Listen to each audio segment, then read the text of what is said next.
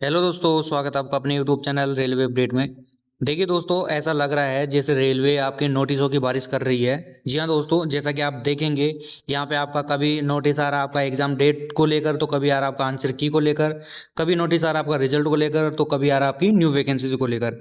और इसी प्रकार यहाँ पे आप देखेंगे जो नोटिस देख रहे हैं ये आपका आइसोलेटेड कैटेगरी से रिलेटेड है और ये आपका इंडिकेटिव नोटिस है। जैसा कि यहाँ पे आप देख सकते हैं इंडिकेटिव नोटिस है आइसोलेटेड कैटेगरी रिगार्डिंग। और यहाँ पे आपका जो CN08/2025 है, यहाँ पे आपका ये इंडिकेटिव नोटिस आया है। इसका डिटेल नोटिस भी आपको बहुत जल्द देखने को मिल जाएगा।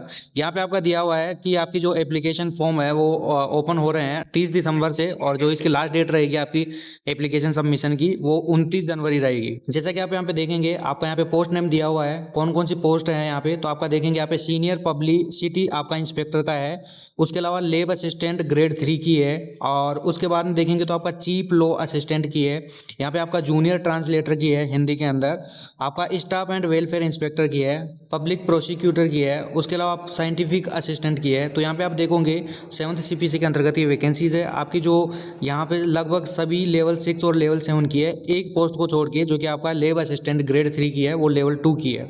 यहाँ पे आप इनिशियल पे देख सकते हैं सभी का, जो है आपका लेवल 6 की है उसकी है 35,400 है, आपका लेवल 2 की है उसकी 19,900 है, और जो लेवल 7 की पोस्ट है उसका 44,900 है। यहाँ पे आपके सारे के सारे मेडिकल स्टैंडर्ड दिए हुए हैं, सभी के मेडिकल स्टैंडर्ड यहाँ पे केवल अभी आपका दिया हुआ है। जो इसके अंदर और मेडिकल डिटेल के बारे में बात करेंगे तो जब इसका डिटेल नोटिस आ जाएगा तो मैं एक वीडियो बना दूंगा। यहाँ पे आप देखेंगे आपका सीनियर पब्लिक इंस्पेक्टर के लिए C1 मेडिकल मांगा गया है, आपका यहाँ पे लेब असिस्टेंट ग्रेड 3 के लिए B1 मांगा गया है। चीफ लॉ असिस्टेंट की बात करते हैं तो यहाँ पे आपका C1 मेडिकल मांगा गया है। जूनियर ट्रांसलेटर जो कि आपका हिंदी में है उसके लिए C2 मांगा गया है। बाकी आपका स्टाफ एंड वेलफेयर इंस्पेक्टर और पब्लिक प्रोसिक्यूटर के लिए C1 मेडिकल मांगा गया है। यहाँ पे आपका साइंटिफिक असिस्टेंट के लिए B1 मेडिकल मांगा गया है। यहाँ पे एज की बात कर लेते हैं दोस्तों, तो एज आपकी जो है 1/1/2026 तक है, यानी कि 1/1/2026 को आपको आधार डेट मानी गई है यहाँ पे, यानी कि बेस डेट मानी गई है इसको। और यहाँ पे आपकी 18 से 33 होनी चाहिए कि इसमें सीनियर पब्लिसिटी इंस्पेक्टर के अंदर, और आपकी जो लेब असिस्टेंट में है उसमें 18 से 30 होनी चाहिए। बाकी यहाँ पे आप देख सकते हैं सभी में 18 से 40, 18 से 33 और 18 से 32, 18 से 35 जो अलग अलग आपकी पोस्ट है उस हिसाब से आपकी एज है यहाँ पे दी हुई है। उसके अलावा यहाँ पे अगर वैकेंसीज की बात करते हैं तो आपके यहाँ पे टेंटेटिव वैकेंसीज दी हुई है, यहाँ पे आप देख सकते हैं आपकी सीनियर पब्लिसिटी इंस्पेक्टर की है 15, उसके अलावा आपका लेब असिस्टेंट की है 39, उसके अलावा आप देखोगे चीफ लॉ असिस्टेंट की वो 22 है।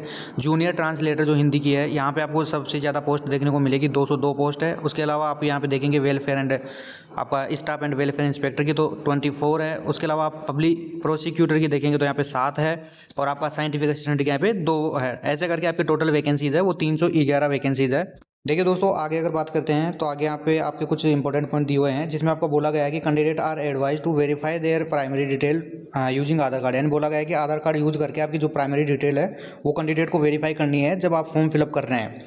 इससे क्या होगा ना कि जब आपका जो रिक्रूटमेंट प्रोसेस चल रहा है ना वो आसान होगा, और जल्दी से आपका जो फॉर्म एक्सेप्ट होने में टाइम नहीं लगेगा।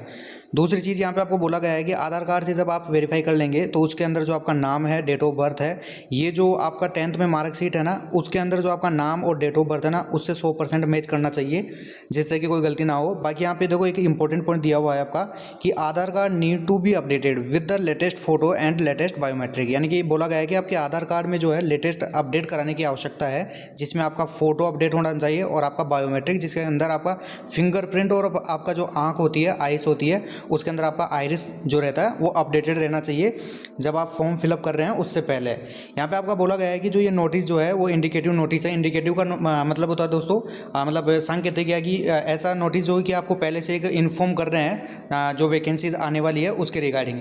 इसमें भी सेम वही बोला गया है कि आपकी जो CN में वैकेंसीज आने वाली है ना उसके रिगार्डिंग ये इंडिकेटिव नोटिस है, जो कि आपको पहले से थोड़ी सी सूचना मिल सके कि इसके रिगार्डिंग जो आपकी कितने कितने पोस्ट वगैरह आ रही है। और जो इसकी डिटेल नोटिस है जो भी आपका एलिजिबल क्राइटेरिया वगैरह जो आपके एजुकेशन वगैरह वो बोला गया है कि आपका इसके जो डिटेल नोटिस आएगा ना CN08 उसमें डिटेल नोटिस के अंदर आपकी ये सारी चीज़ें मिल जाएगी। और जैसा कि आपको यहाँ पे पता है कि आपका 30 तारीख यानी 30 दिसंबर से ये आपका स्टार्ट होने वाला है, तो उससे पहले आपका 1-2 दिन के अंदर ही आपका डिटेल नोटिस जो है वो आपको देखने को मिल जाएगा।